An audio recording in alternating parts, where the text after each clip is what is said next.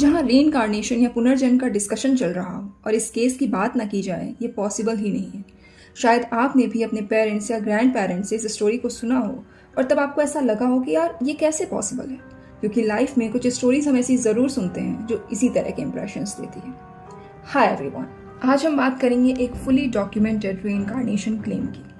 18 जनवरी 1902 में पैदा हुई लुगदी देवी की शादी 10 साल की छोटी उम्र में उसके पेरेंट्स चतुर्भुज चौबे और जगदी देवी मथुरा के एक क्लोथ मर्चेंट से कर देते हैं। एज वी ऑल नो कि पहले शादियां बहुत ही कम एज में कर दी जाती थी, तो वैसे ही लुगदी की भी शादी कर दी गई। लुगदी भले 10 साल की थी, लेकिन उसका जो हस्बैंड था केदारनाथ चौबे, वो उससे एज में थोड़ा बड़ा था। और ये केदारनाथ की पहली शादी नहीं थी, बल्कि उसकी दूसरी शादी थी, क्योंकि उसकी पहली पत्नी की मौत हो चुकी थी। लुगदी और केदार बहुत खुश थे अपनी शादी में। लेट टीन्स या फिर अर्ली 20s में लुगदी प्रेग्नेंट होती है, लेकिन कॉम्प्लिकेशंस के चलते डॉक्टर बेबी को बचा नहीं पाते। उस वक्त लुगदी बीमार भी होती है और बीमारी के चलते वो अपने हस्बैंड से एक प्रॉमिस लेती है। वो उससे कहती है कि तुम मुझसे वादा करो कि तुम कभी भी तीसरी शादी नहीं करोगे अगर मुझे कुछ भी हो जाता है तो। केदार भी उससे प्रॉमिस कर देता है। धीरे धीरे लुगदी ठीक होने लगती है। 23 साल की उम्र में वो दोबारा प्रेग्नेंट होती है और इस बार भी कॉम्प्लिकेशंस होते हैं। दोबारा सिजेरियन के थ्रू लुगदी देवी 25 सितंबर 1925 को अपने बेटे नवनीत लाल को जन्म देती है। लगातार बीमार होने की वजह से लुगदी हॉस्पिटल में ही रहती है। चाइल्ड बर्थ के 10 दिन बाद यानी 4 अक्टूबर 1925 को कॉम्प्लिकेशंस के चलते लुगदी की हॉस्पिटल में मौत हो जाती है। लुगदी की मौत 4 अक्टूबर 1925 को हुई थी और इसके एक साल बाद यानी दिसंबर में दिल्ली के रहने वाले बाबू रंग बहादुर माथुर के घर में एक बेटी का जन्म होता है 11 दिसंबर 1926 को। मिस्टर एंड मिसेस माथुर अपनी बेटी का नाम शांति देवी रखते हैं। नॉर्मली बच्चे साल भर के अंदर या फिर 1.5 साल की उम्र तक, 2 साल की उम्र तक बोलना शुरू कर देते हैं, लेकिन शांति 3 से 4 साल की हो गई थी और उसने कुछ भी बोलना शुरू नहीं किया था। जब वो 5 साल की हुई तो उसने जो बोलना शुरू किया उससे सभी पूरी तरह शॉक्ड थे। पहले तो सबको लगा कि बच्ची अपने खेल के इमेजिनरी कैरेक्टर्स की बात कर रही है, जैसा कि बचपन में हम सभी लोग करते थे नॉर्मली। लेकिन फिर उसके पेरेंट्स ने नोटिस किया कि शांति की बात करने का तरीका उन लोगों से बिल्कुल अलग है। वो लोग दिल्ली में रहते थे और उनके घर से कोई भी कभी भी मथुरा नहीं गया, बट जो उसका डायलेक्ट था शांति का, वो मथुरा का था, बिल्कुल डिफरेंट। जब उसकी माँ उसका नाम लेकर उसको बुलाती थी तो वो चिढ़ जाती थी। वो बोलती थी, मैं चौबाइन हूँ, मेरे पति चौबे हैं और मुझे चौबाइन बोलो, मेरा नाम लुगदी है, शांति नहीं, मुझे शांति मत बोला करो। उसका कहना था कि उसका घर नहीं है, ये उसका घर मथुरा में है और वहाँ उसका हस्बैंड और उसका बेटा है। पति का कपड़ों का बिजनेस है, उसको दिल्ली में नहीं रहना, अपने घर मथुरा वापस जाना है। जब उसको खाना दिया जाता तब वो कहती कि मथुरा में जब वो अपने घर में थी तो वो तरह तरह की मिठाइयाँ खाती थी और फिर मिठाई या फिर डिशेस के नाम बताने शुरू कर देती।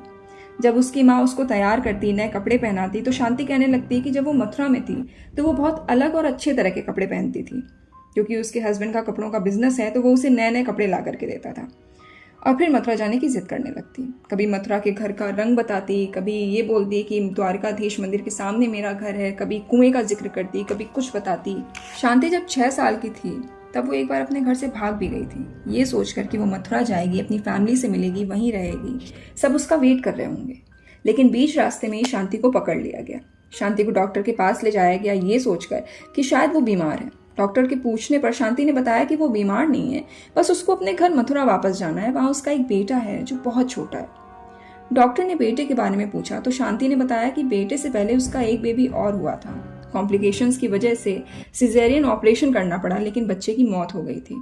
उसके बाद उसका बेटा जो 25 सितंबर 1925 को पैदा हुआ, वो भी ऑपरेशन के थ्रू ही हुआ था। शांति ने कहा कि ऑपरेशन की वजह से शांति बहुत वीक हो गई थी और 10 दिन बाद यानी 4 अक्टूबर 1925 को सुबह 10 बजे लेडी लायल हॉस्पिटल में, जो आगरा में है, वहाँ पर उसकी मौत हो गई थी। उन 10 दिनों में उसने अपने बेटे को सिर्फ एक बार देखा था।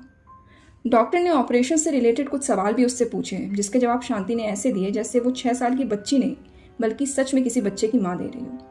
शांति ने मथुरा जाने की बात डॉक्टर से लेकर के स्कूल के टीचर्स तक से कर रखी थी। उसने सब बताया, लेकिन उसने अपने पति का नाम नहीं बताया।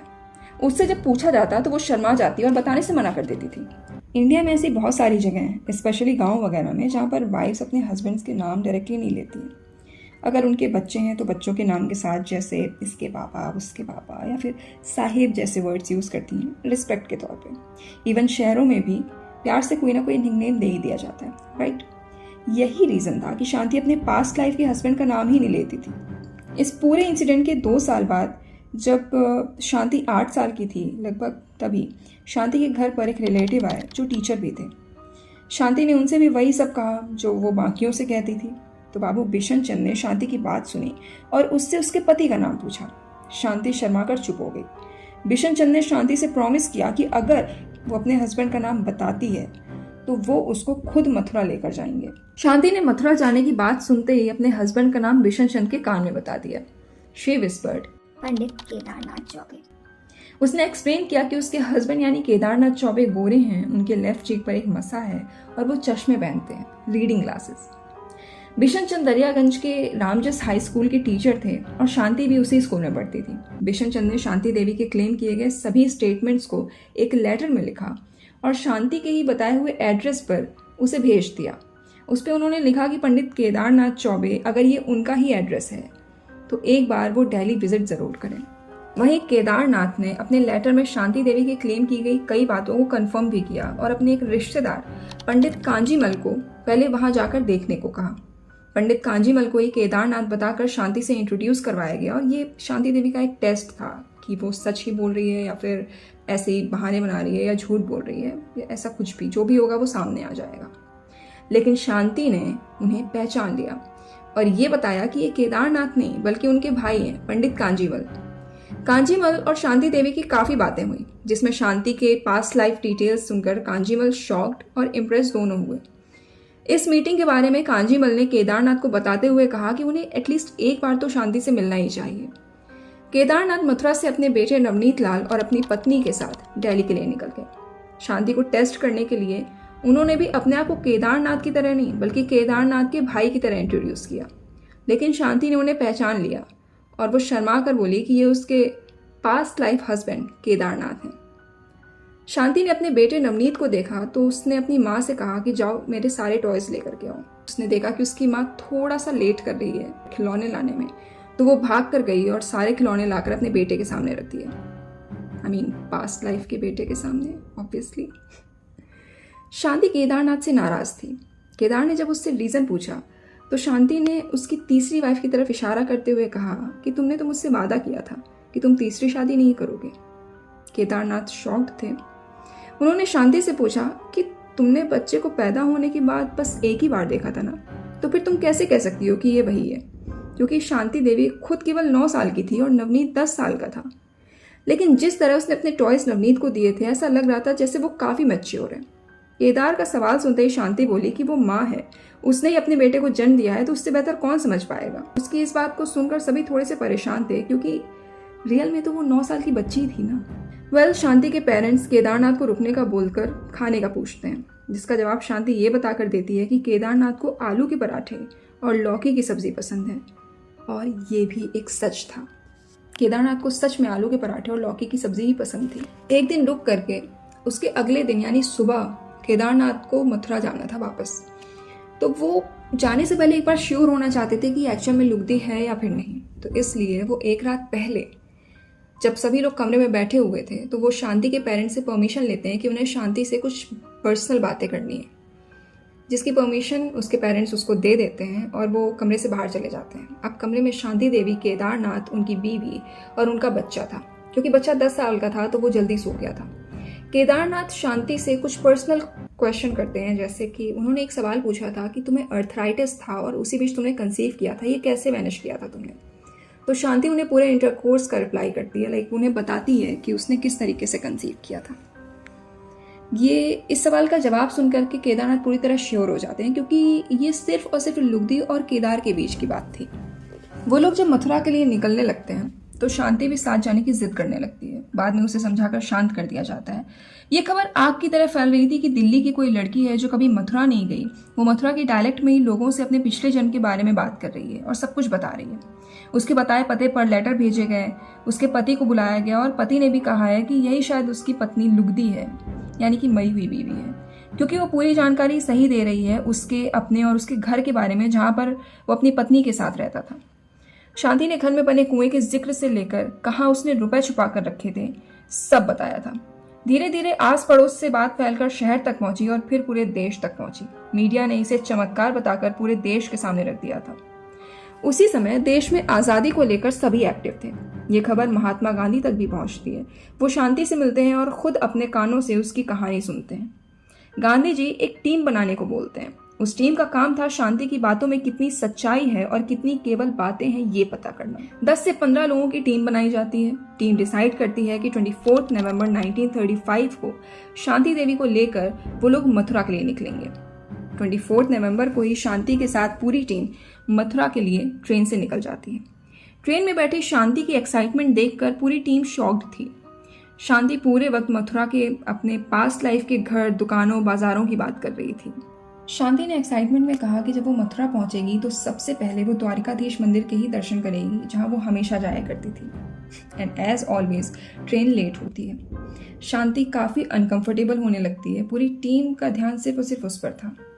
शांति ने बोलना शुरू कर दिया कि ऐसे तो मंदिर के पट बंद हो जाएंगे, मंदिर के पट बंद हो जाएंगे। थोड़ी थोड़ी देर में वो यही दोहराती रही। टीम को समझ में नहीं आ रहा था कि ये बोल क्या रही है, क्योंकि वो मथुरा के डायलेक्ट में बोल रही थी और ऐसे ही बोला जाता है मथुरा के डायलेक्ट में। दरवाजों को पट बोलते हैं। ट्रेन चलती है और फिर स्टेशन पर रुकती है। सभी शांति के साथ बाहर आते हैं। तभी शांति भाग कर जाती है और एक रैंडम आदमी के पैर छूने लगती है जाकर। ये देखकर टीम के लोग शांति के पास जाते हैं और उससे पूछते हैं, क्या तुम जानती हो ये कौन है? तो शांति कहती है कि ये मेरे जेठ हैं, यानी कि मेरे हस्बैंड के बड़े भाई हैं।